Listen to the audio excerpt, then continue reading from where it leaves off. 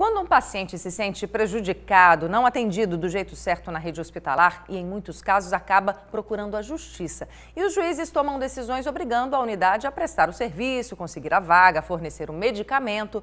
Um evento em Natal vai discutir essa questão, a judicialização da saúde.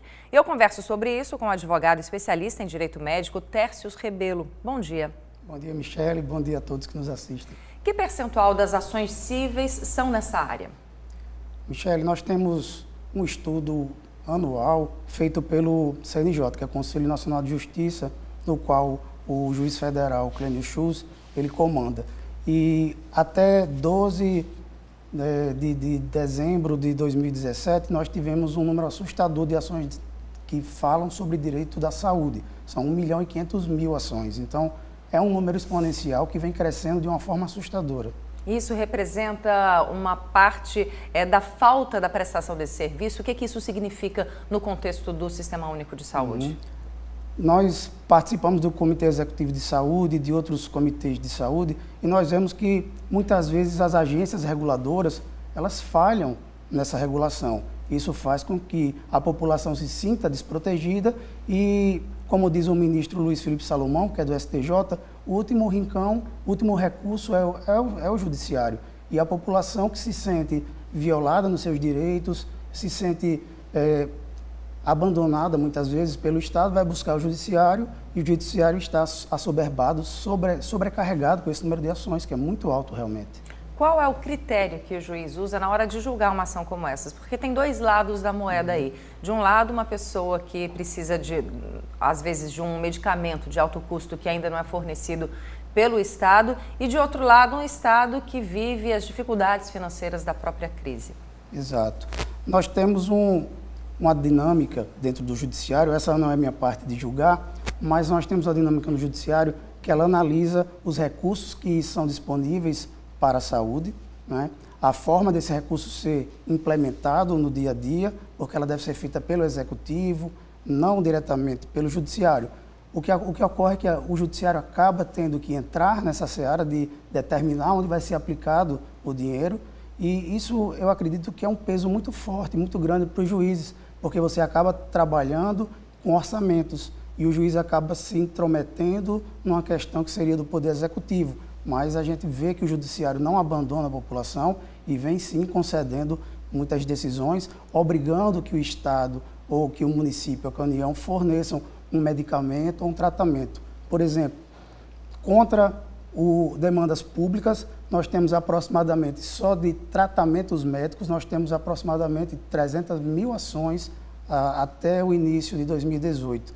De medicamentos, foram quase 100.000 ações ajuizadas no país inteiro. Então, são números muito sérios e que nos levam, nós que somos estudiosos da área do direito da saúde, a tentar entender esse contexto e tentar entender por que o judiciário está tão sobrecarregado com essas ações. E o Rio Grande do Norte, como é que está nesse bolo todo? Ele tem mais ações do que o resto dos estados? Ele tem menos? Como é que está o... Num estudo feito pela Sociedade Brasileira de Direito Médico, nós encontramos hoje o RN.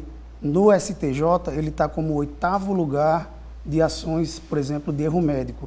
Ele perde para estados muito grandes, como o primeiro é o Rio de Janeiro, depois a gente tem São Paulo, depois nós temos Minas Gerais, Paraná, e aí depois a gente já vem quase para o Rio Grande do Norte. Na questão de erro médico? Isso. Nossa, isso infelizmente. É bem grave. Por exemplo, São Paulo nós temos aproximadamente 140.000 médicos ativos.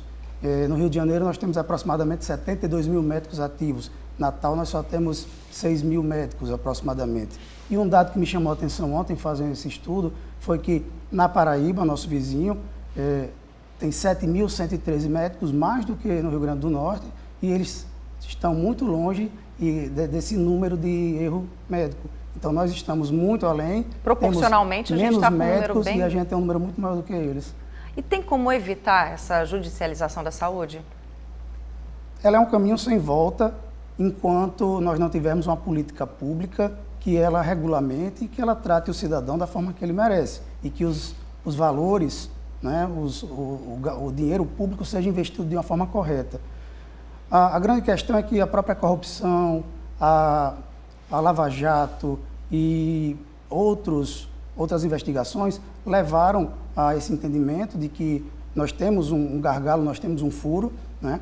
E a forma de se proteger hoje que a gente traz é o tema de compliance, que ela é uma ferramenta, né, que vem dos Estados Unidos, da década de 70, e os Estados Unidos fizeram esse tipo de mecanismo, era uma lei, o FCPA, que eles só faziam negociação, só negociavam com empresas que não tinham atos de corrupção.